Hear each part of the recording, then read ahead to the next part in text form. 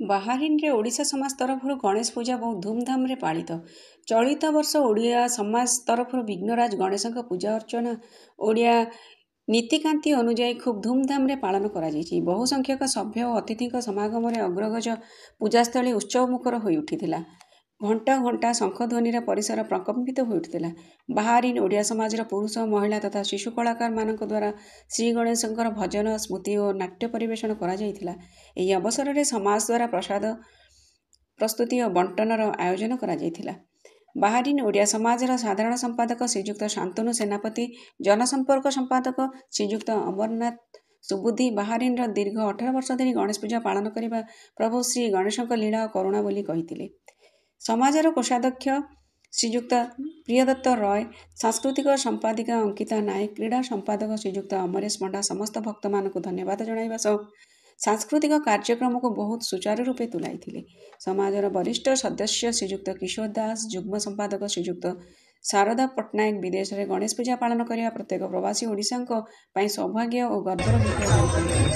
उल्लेखयोग्य जे Bahrain Odia समाज प्रत्येक वर्ष ओडिशार प्राय समस्त पर्वपर्वाणी पालन कर ओडिशार संस्कृतिर प्रचार और प्रसार पर विश्व दरबार में प्रशंसित होती। समाजर सभापति श्रीजुक्त रामचंद्र साहू, समाजर कार्यकारी समिति समस्त सदस्य को कृतज्ञता ज्ञापन।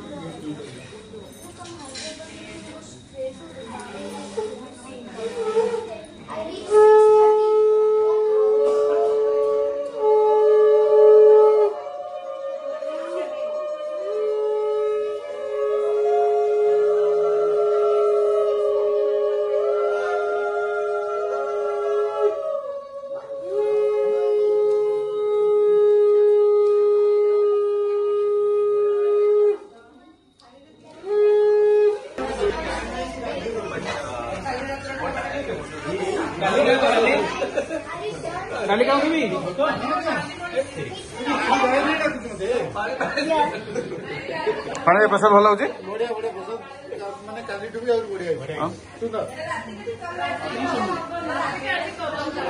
हाँ कि प्रसाद भल हो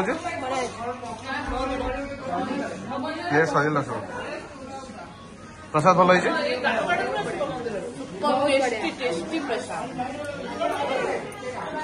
तरकारी तो भल सब्जी भल हो